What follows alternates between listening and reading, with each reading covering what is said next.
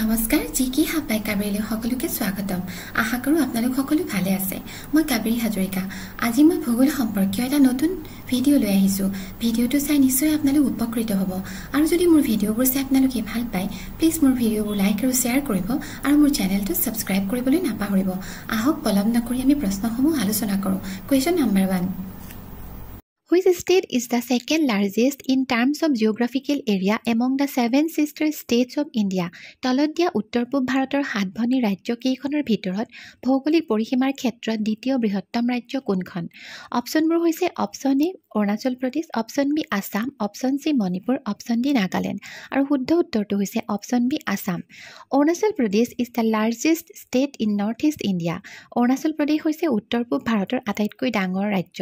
It's geographical area is approximately 83,743 square kilometre আৰু ইয়াৰ ভৌগোলিক পৰিসীমা হৈছে প্ৰায় 83,443 বৰ্গ kilometre. Assam is the second largest state in north east India আৰু অসম হৈছে উত্তৰ পূব ভাৰতৰ দ্বিতীয় বৃহত্তম ৰাজ্য। It's area is approximately 78,438 square kilometre আৰু ইয়াৰ ভৌগোলিক পৰিসীমা হৈছে প্ৰায় 78,438 বৰ্গ kilometre. Next question Which state government has declared the Dailong village as a biodiversity heritage site of the state? তলত দিয়া কোনখন ৰাজ্যৰ ৰাজ্য চৰকাৰে ডাইলং গাঁওখনক সেইখন ৰাজ্যৰ জৈৱ বৈচিত্ৰ্য স্থল বুলি ঘোষণা কৰিছে? অপচনবোৰ হৈছে option A Arunachal Pradesh, option B Assam, option C Manipur, option D Mizoram আৰু শুদ্ধ উত্তৰটো হৈছে option C Manipur. Dailong is a village in the Tamenglong district of Manipur. Dailong হৈছে মণিপুৰৰ টামেংলং জিলাৰ এখন গাঁও। In May 2017, the Manipur government declared Dailong village a biodiversity heritage site under the biological diversity act 2002 for its flora and fauna. 2017 বৰ্ষৰ মে মাহত মণিপুৰ চৰকাৰে ডাইলং গাঁওখনক biodiversity heritage চাইট ঘোষণা কৰিছিলে আৰু এই ঘোষণাটো হৈছিলে 2002 চনৰ যিটো বায়'লজিকেল ডাইভাৰ্চিটি আইন তাৰ অধীনত। এই ডাইলং গাঁওখনক বায়'লজিকেল ডাইভাৰ্চিটি হেৰিটেজ চাইট ঘোষণা কৰিছিল ইয়াৰ যি উদ্ভিদ আৰু জীৱ, ফ্ল'ৰা মানে হৈছে উদ্ভিদ আৰু ফ'না মানে হৈছে জীৱ জন্তু। Next question Which of the following villages of Manipur is known as the Orange Bowl of Manipur? তলত দিয়া মণিপুৰৰ কোনখন গাঁৱক মণিপুৰৰ অৰেঞ্জ বল বুলি কোৱা হয়? অপচনবোৰ হৈছে option A Andro village, option B Dailong village, option C Thanga village, option D Makhel village আৰু শুদ্ধ উত্তৰটো হৈছে option B Dailong village. Dailong village of Manipur is known as the orange bowl of Manipur because of its high quality orange cultivation. মণিপুৰৰ ডাইলং গাঁওখনক orange bowl of Manipur বুলি কয় কাৰণ ইয়াত উৎকৃষ্ট মানদণ্ডৰ অৰেঞ্জ অৰ্থাৎ কমলা খেতি কৰা হয়। It is A home to the ৰেৰ Indian wild orange citrus Indica আৰু ইয়াত যিটো বিৰল অৰ্থাৎ ৰেৰ বনৰীয়া যিটো ভাৰতীয় কমলা সেইটোৰ উৎপাদন যথেষ্ট পৰিমাণে দেখিবলৈ পোৱা যায় আৰু ইয়াৰ চাইণ্টিফিক নেমটো হৈছে Citrus indica. This oranges have received a geographical indication অৰ্থাৎ GI tag for their superior quality আৰু এই যি ইণ্ডিয়ান ৱাইল্ড অৰেঞ্জ যিটো ডাইলং গাঁওখনত উৎপাদিত হয় ইয়াক জিঅ'গ্ৰাফিকেল ইণ্ডিকেশ্যন টেগো দিয়া হৈছে কাৰণ ইয়াৰ যিটো কোৱালিটি সেইটো যথেষ্ট উৎকৃষ্ট মানদণ্ডৰ। Next question Ghuguha Doul is located in which of the following districts? Ghuguha Doul তলত দিয়া কোনখন জিলাত অৱস্থিত? আৰু অপচনবোৰ হৈছে option A Darrang, option B Dhemaji, option C Nagaon, option D Hojai আৰু শুদ্ধ উত্তৰটো হৈছে option B Dhemaji. Ghuguha Doul is one of the most famous historical sites in Assam located in Dhemaji district আৰু ঘুগুহা দৌল হৈছে অসমৰ ধেমাজি জিলাত অৱস্থিত এটা অতি প্ৰসিদ্ধ ঐতিহাসিক ঠাই। According to historical records the Ahom king Bamuni Konwar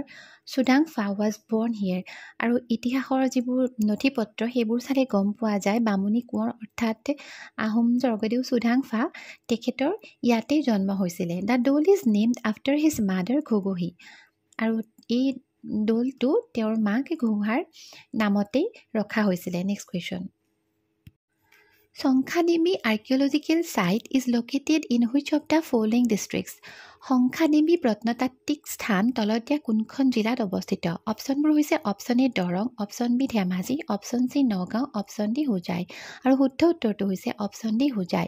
it is located at Hojai district of Assam এই সংখ্যাদেৱী প্ৰত্নতাত্ত্বিক যিটো স্থান এইটো অসমৰ হোজাই জিলাত অৱস্থিত the site contains remains of ancient stone temple specially dedicated to Devi Durga আৰু এই ঠাইটুকুৰাত যিটো আৰ্কিঅলজিকেল প্লেচ বা চাইট এই ঠাইটুকুৰাত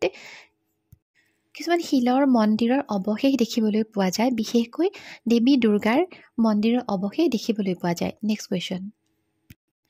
The Ramchandi temple built during 12th century is situated in which of the following districts? 12 শতিকাত নিৰ্মিত যিটো ৰামচন্দী মন্দিৰ সেই মন্দিৰটো তলত দিয়া কোনখন জিলাত অৱস্থিত অপশ্যনবোৰ হৈছে option A Barpeta option B Dima Hasao option C Sivasagar option D Lakhimpur আৰু শুদ্ধ উত্তৰটো হৈছে option B Dima Hasao The temple is situated on the bank of the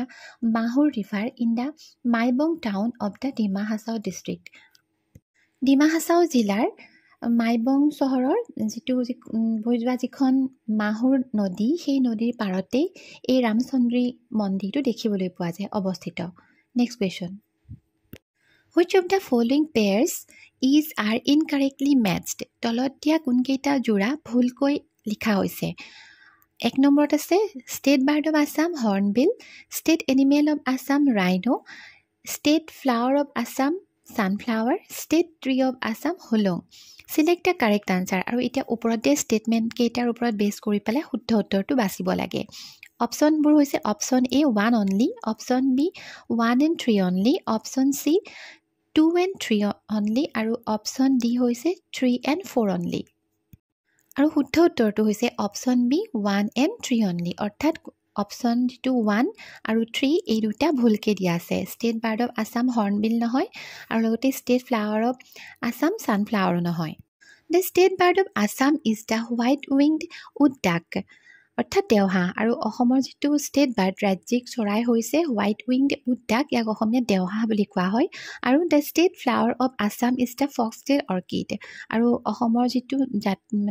ফুল জাতীয় ফুল সেইটো হৈছে ইংৰাজীত কয় ফক্সটেল অৰ্কিড আৰু অসমীয়াত হৈছে কপৌ ফুল next question which of the following faunas are found in north east India তলত দিয়া কোনকেইটা বা কোনটো ফনা অৰ্থাৎ জীৱ বা প্ৰাণী উত্তৰ পূব ভাৰতত দেখিবলৈ পোৱা যায় ইয়াত অপশ্যন কেইটা দিয়া আছে tokay gecko red panda hoolock gibbon আৰু আছে lion tail macaque select the correct answer ইয়াৰ ওপৰৰ অপশ্যন কেইটাৰ পৰা শুদ্ধ উত্তৰটো বাছি উলিয়াব লাগে